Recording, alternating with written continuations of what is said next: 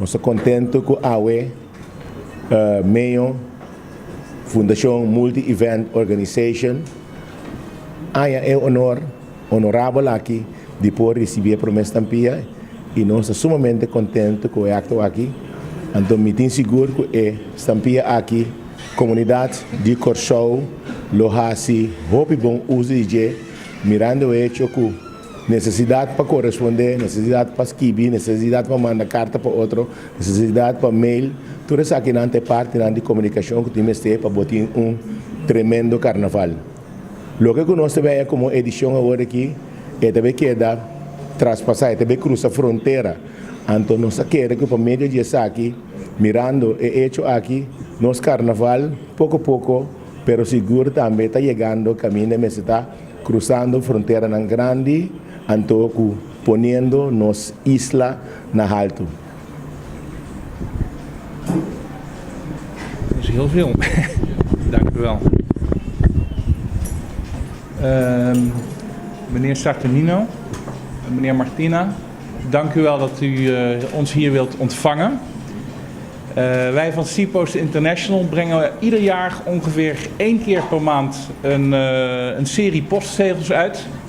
En daar waar mogelijk proberen we zoveel mogelijk aandacht te besteden aan evenementen en activiteiten en gebeurtenissen op het eiland. En het verheugt ons dan ook zeer dat de eerste zegel van 2015 gewijd is aan het carnaval. Het is een vroeg carnavalseizoen, dus dat helpt zeker. Het is de 45e verjaardag. En we hebben een serie van 6 zegels uitgebracht, ontworpen door Rick Gijsberta. Waarin aandacht wordt besteed aan de tienerparade, carnaval Ribacabay, de grote parade. En daarmee hopen wij van Seapost ook ons steentje bij te dragen aan deze mooie gebeurtenis op het eiland. De serie bestaat uit 6 zegels.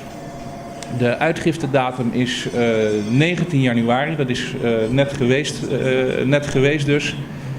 En ik ga u zo dadelijk de serie overhandigen, maar niet voordat ik u veel succes heb gewenst met de organisatie van dit bijzonder mooie evenement.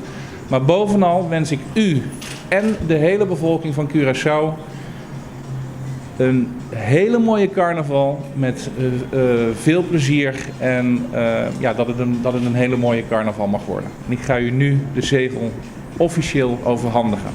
Aan wie mag ik deze geven? Ja. Alsjeblieft.